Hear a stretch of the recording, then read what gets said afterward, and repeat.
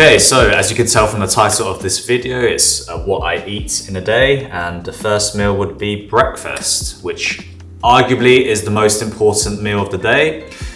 I don't know. I've never been a big fan of breakfast until I started bulking, and then I was like, I need to eat breakfast, otherwise I'm not going to be able to get all of my calories in for the day. So I guess it just depends on your lifestyle and how many calories you need to eat. And if you enjoy eating breakfast early in the morning, then do it. If not, I don't think there's a big problem with it. So normally I would just eat a prep kitchen meal because I do work with them. They send me 10 meals every single week. They're a meal prep company based in the UK. And if I have a really busy morning, I will just have a meal of theirs, which sometimes is sausage and mash, which might be quite heavy to some, but for me, I just see it as fuel, and I would rather just put that in a microwave and eat it without having to clean up much than make this. But when I don't eat the prep kitchen meal, I will have the typical eggs and avocado on toast, except that this would just be bread because I don't have a toaster.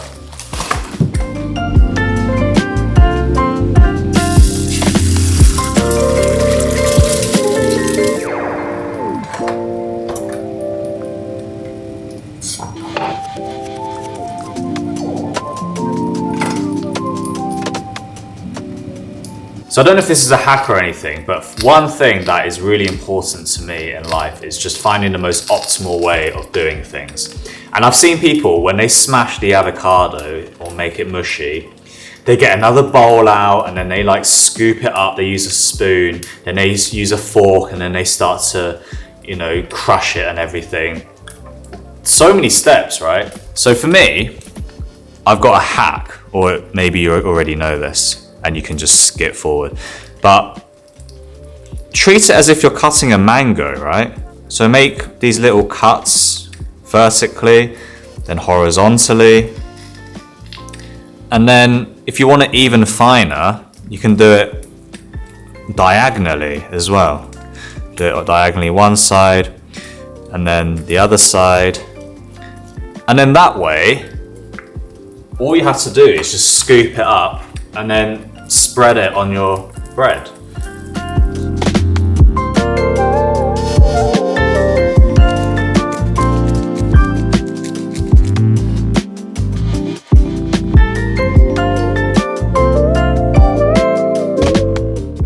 So meal number one is breakfast: eggs, toast, and avocado. Well, I keep saying toast, it's not toast, it's bread. I don't have a toaster. So I don't tend to track my calories anymore, just because it doesn't really fit in with my current lifestyle.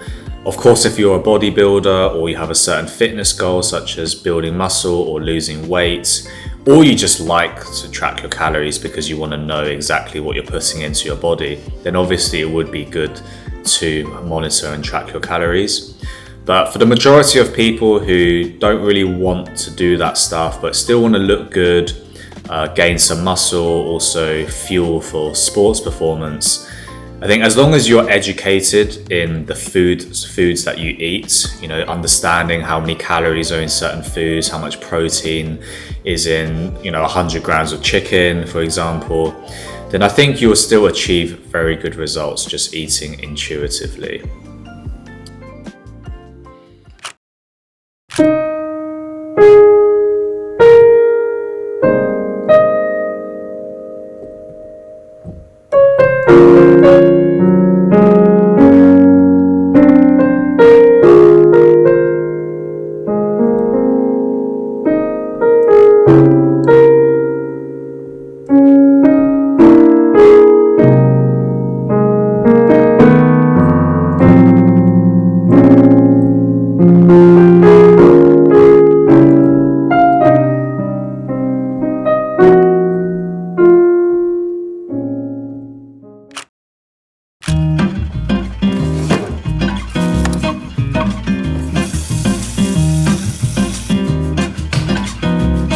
For lunch, we're just gonna have pasta bolognese, and I always bulk make my bolognese because I don't want to have to make it every time I want to, because it does take quite a long time to make, and I will just freeze it in 200-gram packets like so. And whenever I want it, I would just take it out of the freezer, defrost that in the microwave, put some pasta on, and then, yeah, Bob's your uncle. Why is it called Bob?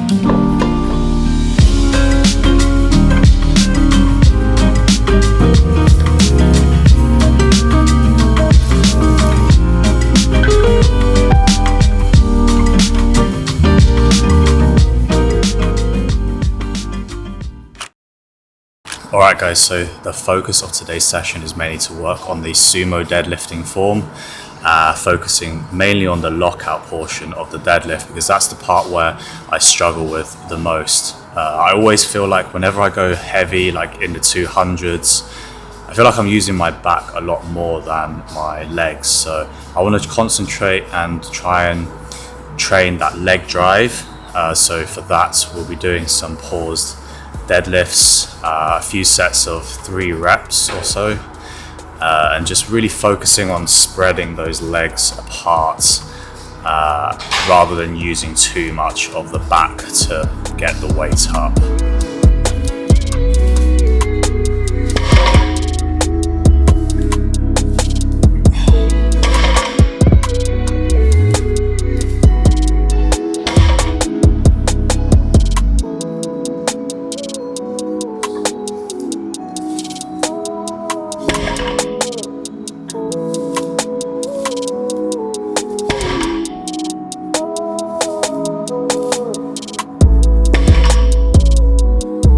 Good set. That was the first set of 180 for 3 reps. I think I'm also trying to focus on keeping my head position high as well, so that I'm not so hunched forward and sort of sitting more upright, having your head in a more neutral position.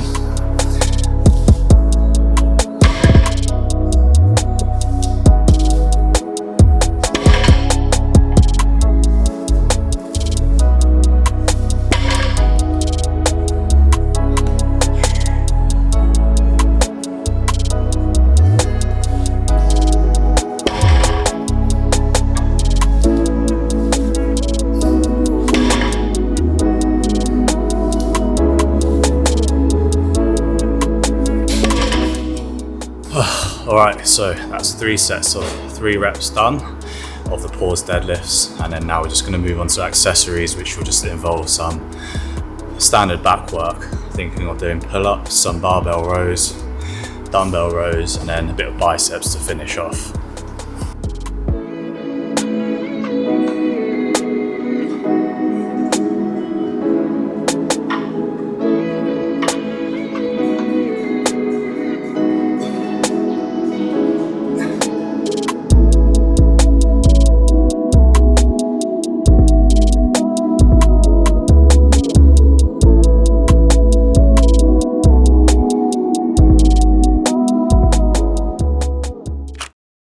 Just finished up with the gym, and you guessed it, the classic chicken and rice for dinner. If you haven't seen in my previous videos me making these chicken thighs, it's very, very simple. It's 2 tablespoons of oyster sauce, 4 tablespoons of dark soy sauce, a bit of garlic, a bit of spring onion, and this will be for 2 kilos of chicken thighs.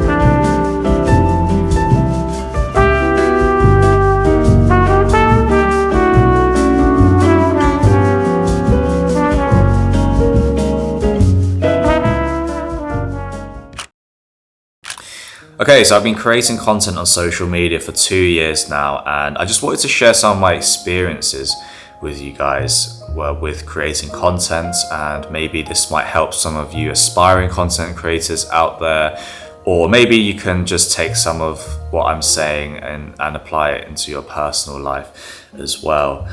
But last year I was putting a lot of pressure on myself to make content creation my full-time job.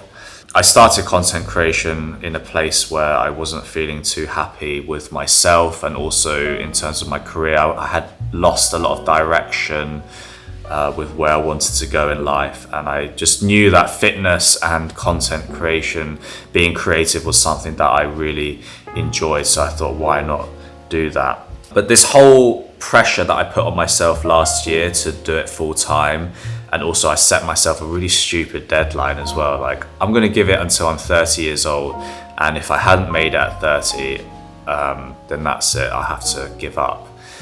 And when I started to lose a lot of traction, a lot of engagement, and started even losing followers on Instagram predominantly, my mood was super affected by that.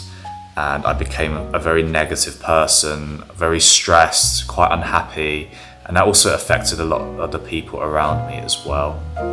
I'd say that it's a tricky one with content creators, because I don't think a lot of content creators admit it enough, and that is like they do care about the views and the numbers. I think it's quite trendy or morally correct to say that I don't care about views or followers. Like, I just make content for me and content that adds value. But then at the end of the day, most of the content creators treat it as a business, right? And it's no different to a person working a 9 to 5 and having their end of year performance and their manager saying, you're not getting promoted this year, or you're not getting a bonus. And you might feel that you've worked so hard that year and people don't recognize your efforts. You're going to feel bad about that. Or you're a business and your sales are lower this year than last year, and you're going to start to worry a little bit, because that is your business. But with content creators, it's almost like, oh, you're not allowed to feel those emotions because it's social media. But I would say that we would experience those highs and lows so much more frequently than an end of year review or a quarterly or monthly report from your business. Most content creators create content probably multiple times a week, if not every single day, multiple times a day. So we experience those feelings of happiness when we get a load of views, or sadness when the views drop, so regularly. And I think there's a fine line of like detaching yourself from that and also caring about it, and trying to work out what worked well, and almost treating it as a business and saying, okay, this video did really well, what can I use from this to apply to my next video, and just being emotionless. But this year, I guess last year, towards the end of last year, I was very sad, but this year I'm just a lot happier, because I've taken that pressure off of myself to make it full time. I've kind of accepted that, I'm a software engineer, I'm a junior software engineer, and I mostly enjoy what I do, although it's not my passion. But I just feel that I've taken away that pressure, and I'm treating content creation as a hobby. And I'm just a lot more happier. I have more freedom to create the content that I want to do, and to not care about the numbers as much, and to actually enjoy life, because I just wasn't enjoying life last year. I was so fixated on, I need to grow. I wouldn't do anything on the weekends. I would tell my girlfriend, I don't want to go anywhere. I don't want to go out for a meal because I want to be editing, I want to be filming. And that's just not sustainable. Whereas this year, I've been able to take a day or an afternoon off during the weekends to do something different. And that's really made my mood a lot happier. I think that's something that I would say to you guys if you are in a place where you really want this end goal, but there's a lot of hurdles along the way. Try not to focus too much on this end goal. It will happen potentially if you do put in all of the work, but if you can focus more on all of these small hurdles first and the things that are in your control and get better at doing that, that end goal should and will come, in my opinion. I'm a firm believer of, if you work hard enough, being consistent, and obviously you're improving, you're not just working hard but like aimlessly working hard. You still have to have a strategy in mind and be smart about the decisions that you make, but with enough time and effort and hard work over a long period of time, I really do feel that, you know, you will at least get somewhere closer to your goal.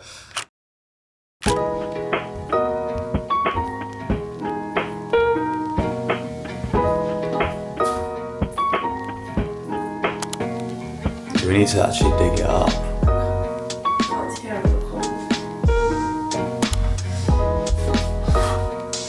But yes, why am I standing like that? Jesus. And yeah, I'll list the macros here if you guys are interested in it. I don't tend to... Camera's about to die.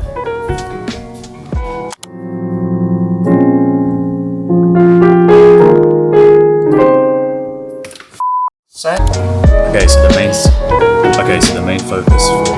Hello, can you hear me? Okay, so for the main session,